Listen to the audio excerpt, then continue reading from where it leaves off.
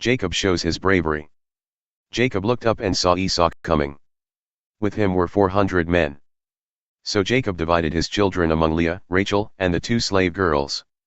Jacob put the slave girls with their children first. Then he put Leah and her children behind them. And he put Rachel and Joseph last. Jacob himself went out in front of them. He bowed down flat on the ground 7 times as he was walking toward his brother. But Esau ran to meet Jacob. Esau put his arms around him and hugged him. Then Esau kissed him, and they both cried. Esau looked up and saw the women and children. He asked, "Who are these people with you?" Jacob answered, "These are the children God has given me. God has been good to me, your servant." Then the 2 slave girls and their children came up to Esau. They bowed down flat on the earth before him. Then Leah and her children came up to Esau. They also bowed down flat on the earth. Last of all, Joseph and Rachel came up to Esau. And they, too, bowed down flat before him. Esau said, "I saw many herds as I was coming here. Why did you bring them?" Jacob answered, "They were to please you, my master." But Esau said, "I already have enough, my brother. Keep what you have." Jacob said, "No. Please. If I have pleased you, then please accept the gift I give you. I am very happy to see your face again. It is like seeing the face of God because you have accepted me. So I beg you to accept the gift I give you. God has been very good to me. And I have more than I need." And because Jacob begged, Esau accepted the gift. Then Esau said, "Let us get going. I will travel with you." But Jacob said to him, "My master, you know that the children are weak. And I must be careful with my flocks and their young ones. If I force them to go too far in one day, all the animals will die. So, my master, you go on ahead of me, your servant. I will follow you slowly. I will let the animals and the children set the speed at which we travel.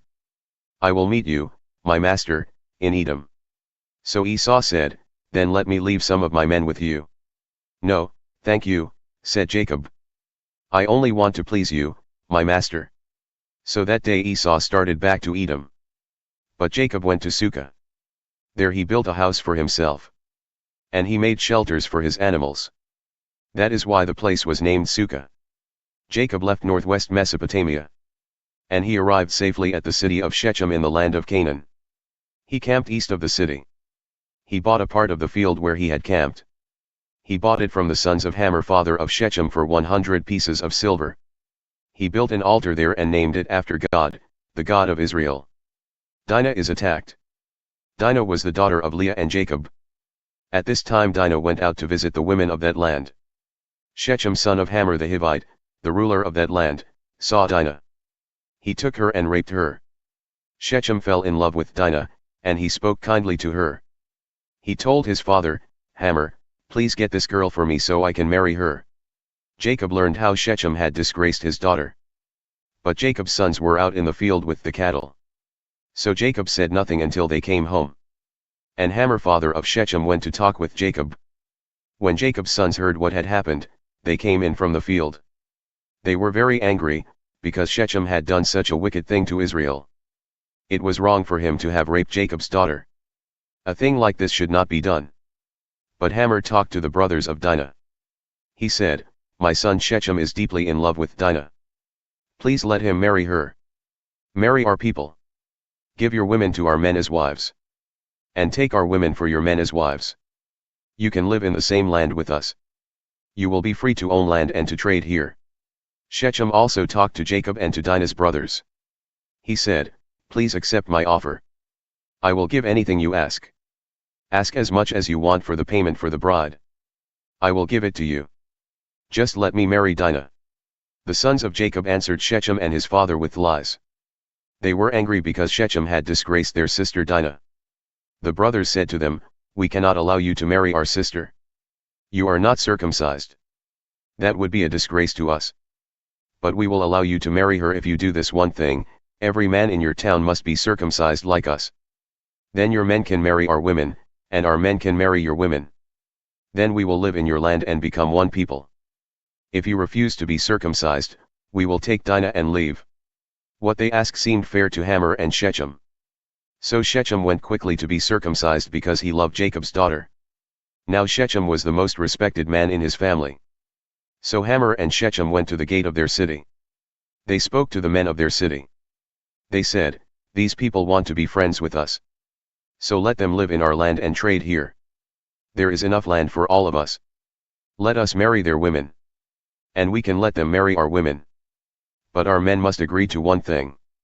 All our men must agree to be circumcised as they are. Then they will agree to live in our land.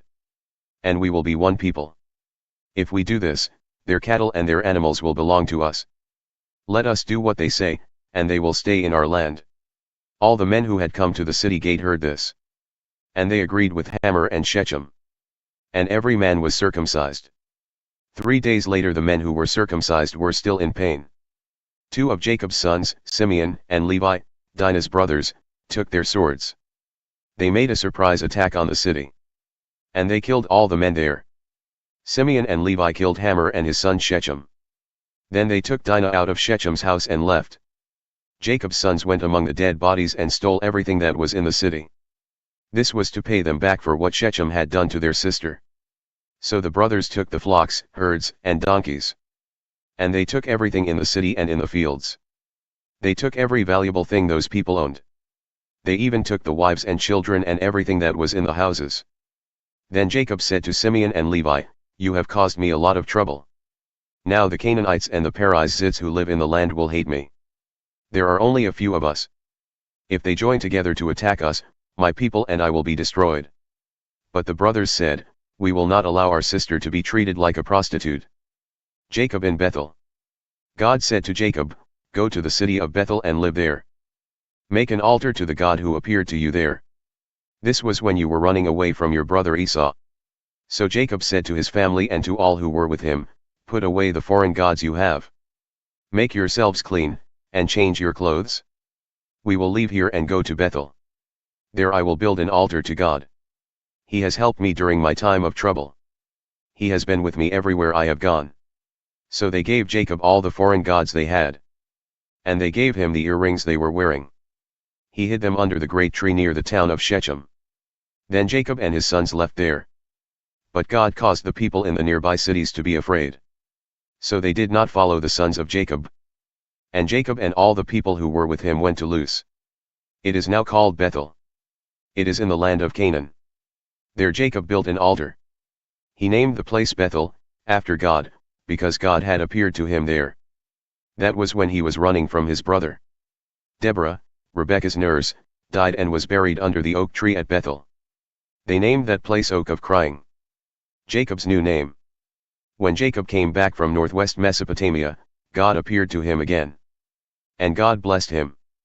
God said to him, "Your name is Jacob. But you will not be called Jacob any longer. Your new name will be Israel." So he called him Israel. God said to him, "I am God all-powerful. Have many children and grow in number as a nation. You will be the ancestor of many nations and kings. I gave Abraham and Isaac land. I will give that same land to you and your descendants." Then God left him. Jacob set up a stone on edge in that place where God had talked to him. And he poured a drink offering and olive oil on it to make it special for God. And Jacob named the place Bethel. Rachel dies giving birth. Jacob and his group left Bethel. Before they came to Ephrath, Rachel began giving birth to her baby. But she was having much trouble with this birth. When Rachel's nurse saw this, she said, "Don't be afraid, Rachel. You are giving birth to another son." Rachel gave birth to the son, but she died. As she lay dying, she named the boy Son of My Suffering. But Jacob called him Benjamin. Rachel was buried on the road to Ephrath, a district of Bethlehem. And Jacob set up a rock on her grave to honor her. That rock is still there today. Then Israel, also called Jacob, continued his journey. He camped just south of Migdal Eder. While Israel was in that land, Reuben had physical relations with Israel's slave woman Bilhah. And Israel heard about it. The family of Israel. Jacob had 12 sons. He had 6 sons by his wife Leah.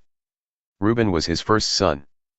Then Leah had Simeon, Levi, Judah, Issachar, and Zebulun. He had 2 sons by his wife Rachel, Joseph and Benjamin. He had 2 sons by Rachel's slave girl Bilhah, Dan and Naphtali. And he had 2 sons by Leah's slave girls Zilpah, Gad and Asher. These are Jacob's sons who were born in northwest Mesopotamia. Jacob went to his father Isaac at Mamre near Hebron. This is where Abraham and Isaac had lived. Isaac lived 180 years. So Isaac breathed his last breath and died when he was very old. And his sons Esau and Jacob buried him.